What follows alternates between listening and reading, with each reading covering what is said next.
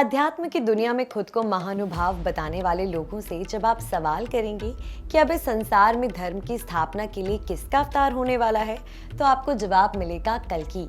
वही कल्कि जिसे भगवान विष्णु का 10वां अवतार माना गया है। हालांकि एक सवाल यहाँ पर ये भी बनता है, आखिर हमेशा भगवान विष्णु ही क्यों इस संसार में अवतार लेते हैं?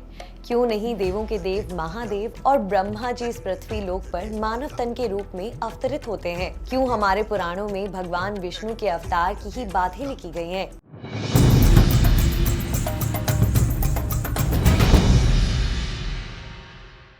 नमस्कार दोस्तों, मैं वाणी गुप्ता सनातन सदगुरु में आप सभी का स्वागत करती हूँ।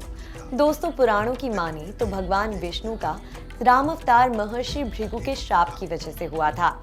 लेकिन एक सच्चाई ये भी है कि विष्णु जी के जो बाकी 23 अवतार थे वो भी महर्षि भृगु के श्राप से ही अवतरित हुए थे।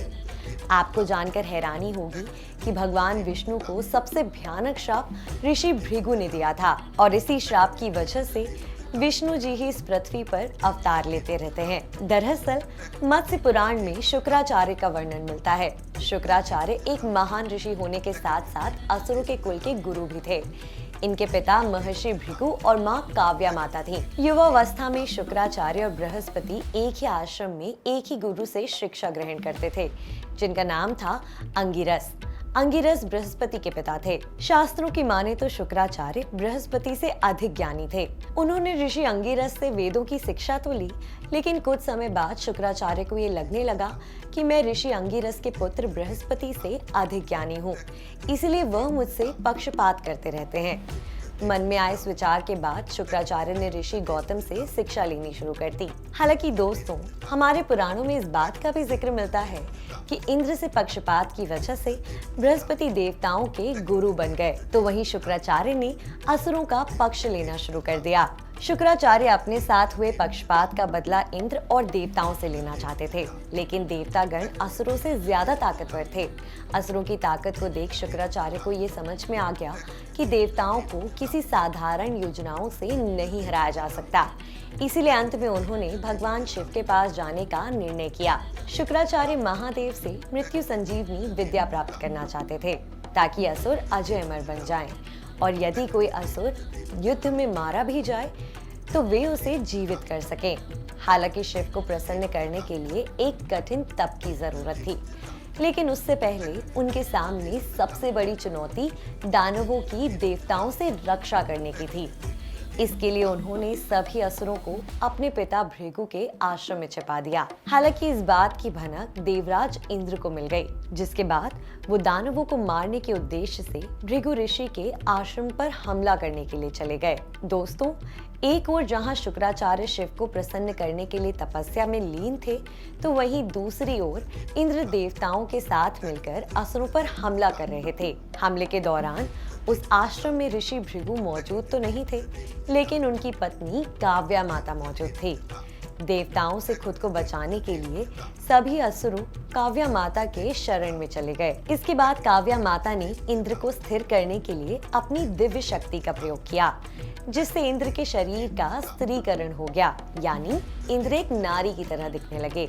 देवराज को ऐसा देख देवताओं का मन विचलित हो उठा और वे तुरंत भगवान विष्णु के शरण में गए और उनसे देवराज को बचाने की गुहार लगाई।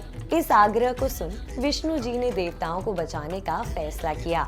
इसके बाद वह इंद्र के शरीर में प्रवेश किए और देवताओं की सहायता करनी शुरू कर दी। हालांकि कुछ समय बाद जैसे ही माता काव्या ने ये सब देखा, तब उन्होंने विष्णु जी को चेतावनी दी कि अगर वह इंद्र के शरीर को नहीं छोड़ते हैं तो वह जलकर भस्म हो जाएंगे।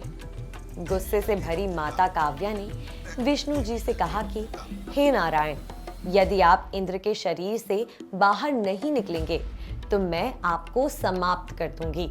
हालांकि भगवान विष्णु कुछ सोच पाते, तभी इंद्र ने उनको भड़काना शुरू कर दिया और वह काव्या माता को पापी बताते हुए उनके ऊपर सुदर्शन चक्र छोड़ने की बात कहने लगे। दोस्तों, देवराज की बातों को सुन भगवान विष्णु बिना कुछ सोचे काव्या माता पर सुदर्शन चक्र छोड़ देते हैं, जिससे महर्षि भृगु की पत्नी और शुक्राचार्य की मां काव्या माता की मौत हो जाती है। इस भयावह घटना के बाद ऋषि भृगु अपने आश्रम पहुंचते हैं, जहां पर अपनी पत्नी को मरा देख क्रोधित हो उठते हैं और उसी क्षण भगवान विष्णु को श्राप दे देते हैं और कहते हैं कि आपने एक महिला की हत्या करके अपने धर्म को तोड़ा है, इसीलिए आप पृथ्वी पर कई बार जन्म लेंगे और मृत्यु के दर्द को सहन करेंगे। हे नारायण, आप पुरुष योनि में पैदा तो होंगे, लेकिन आपको स्त्री कष्ट भी सहना पड़ेगा। इस श्राप के बाद महर्षि भृगु जल छिड़क कर अपनी पत्नी को जीवित कर देते हैं, लेकिन वो क्रोध में इतना जल रहे होते हैं कि भगवान विष्णु के बारे में कुछ भी नहीं सोच पाते हैं। और दोस्तों, महर्षि भृगु का यही वो भयानक श्राप है जिसकी वजह से इस पृथ्वी पर केवल विष्णु जी ही मनुष्य योनि में अवतार लेते रहते हैं। ये वही मानव योनि है जिसको लेकर हिंदू धर्म में माना गया है कि कोई जीवात्मा 84 लाख योनियों में भटकने के बाद मनुष्य का जन्म पाती है। वैसे आप क्या सोचते हैं भगवान विष्णु के अवतार को लेकर? कमेंट बॉक्स में हमें जरूर बताएं। और वीडियो पसंद आया हो तो इसे लाइक और शेयर करने के साथ साथ चैनल को सब्सक्राइब करना ना भूलें।